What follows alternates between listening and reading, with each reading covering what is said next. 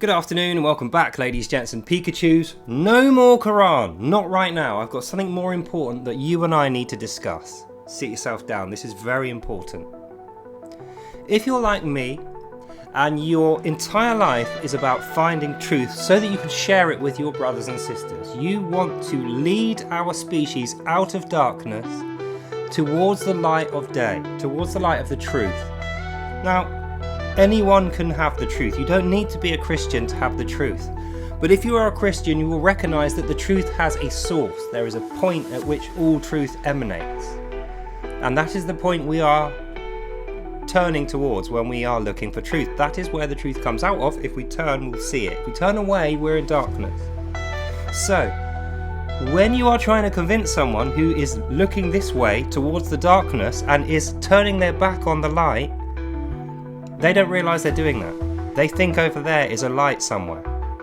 But because there is no light, they need somebody else to lead them through the darkness. And that is why the Pope. You get me?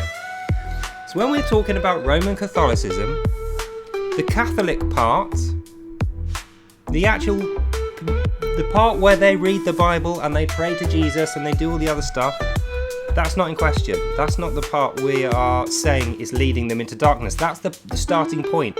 That's the bit where they were in light. That's the part they start off in. When they turn you around to face the darkness, that is the Catholic Roman part, where the Pope is the magisterial administrator. Now, think about it carefully. If you have Jesus Christ, the Vicar of God, that's what he calls himself in the Holy Bible, and you are praying to him, and he is giving you the truth, and he is giving you salvation, you are underneath his grace. If you're underneath his grace, you are not underneath Pope Francis and the papal law. You can't be serving. Jesus says himself, you cannot aptly serve two masters. You will end up loving one and hating the other, and this will make you angry, which means you will be horrible to the first one, even though you previously did love him. Now that you've got two masters, this one's making you hate that one. And eventually you'll drop this one, you'll go for that one. That's what Roman Catholicism is doing. They are taking you away from this master, Jesus Christ, the emanating source of the truth, the one who makes you happy, answers your prayers. Jesus, he should be your master if you are searching for truth. So, when you are being turned away from him by the Pope, who is your second master, even though you don't realise it, you have turned your back to Christ. Understand that.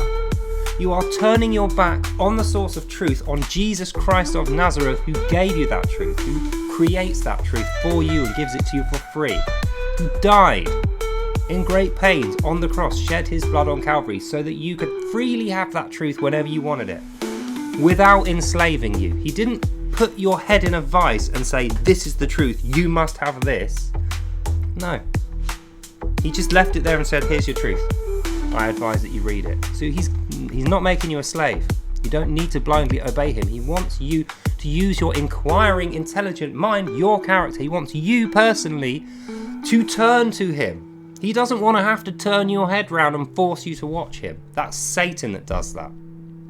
So you have free will with Christ. But with free will comes naivety.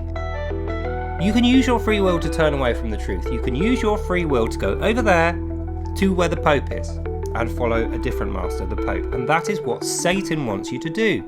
Satan's head priest is the Pope. This is obvious to me now. It wasn't to begin with a year ago when I started doing this work, but it is now, and we can see. Look at my videos about the Pope. Look at my videos to Milton specifically. Milton is a lovely guy. I really like Milton, even though he does nothing but give me sarcastic, rude replies, misrepresents the things I do, invites me into the dragon's den so that he can have all his little Discord buddies and his bros dive on me and try and drown me with their false, the million different people saying false things.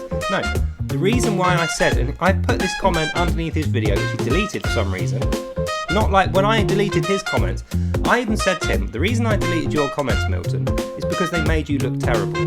I was doing you a favour by deleting those comments, and I put that there. I said, I've deleted your comments, but I'm going to make a video response where I'm going to cite the good bits of what you said without citing the bad bits. I was saving your blushes, Milton.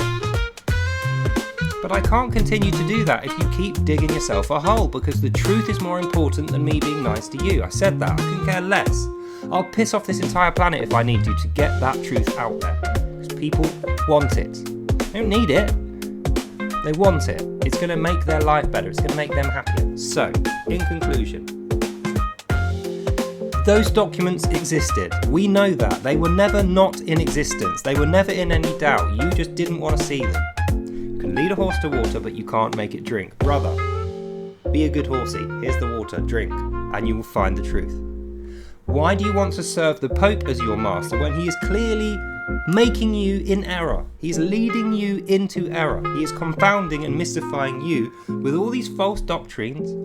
He's making you eat the flesh of a human, he's making you eat the flesh of Christ every Sunday and drink blood. Now think about it. You know this without having read anything. You just know this from general knowledge.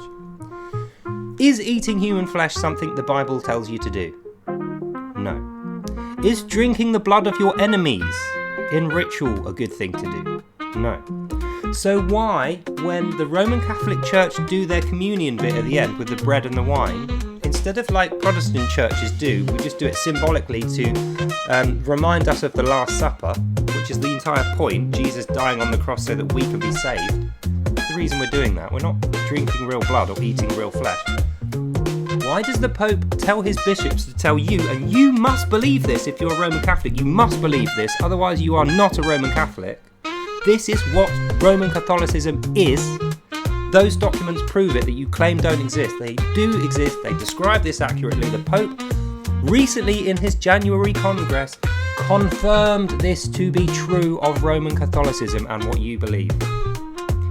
At the end of the Sunday sermon, you break the bread and the priest has done a magical prayer on the bread which transfigures, that's the word they use in the doctrine. The Pope says the bread is transfigured, transformed when you eat it from being a source of food, bread, which is good for you, into human flesh of a dead Christ, which is not good for you. That's what he does and you eat that. Then after you have eaten the bread, what's the next step?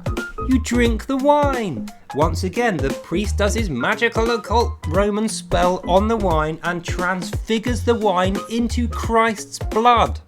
So you shred the church when you shred that bread apart and then you devour it. At the end of every Sunday sermon that you do, you physically do that.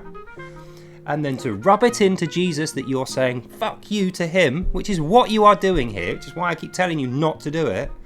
You are drinking his blood as an enemy. Drinking the blood of your enemies is directly in the Bible. Don't do that. Eating human flesh is directly in the Bible. Don't do that.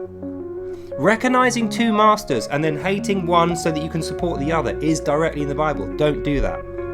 Praying to the dead, necromancy, and drinking of the blood of your enemies is in the Bible. Don't do that. Pray to Jesus. All authority is in the Son through the Father. That is in the Bible. So, in conclusion, pray to Jesus, not to dead saints. Don't do any of this stupid eating the flesh and drinking the blood thing. Read the documents. They 100% exist. The more you deny it, the worse you're going to look in the end. And I know you're better than this, Milton. There is no point in slagging me off, trying to build the pressure on me, get your little bros to gang up on me. It will not work. I'll take on every single one of your bros at once, and you, and everyone you know. And I will let them pounce on me and destroy my reputation, slag off a dislike all my videos, report me, delete my comments, I don't care. Do whatever you like. The truth stands. And the truth is, you believe a false doctrine, and I've shown you the evidence of it. You refuse to look.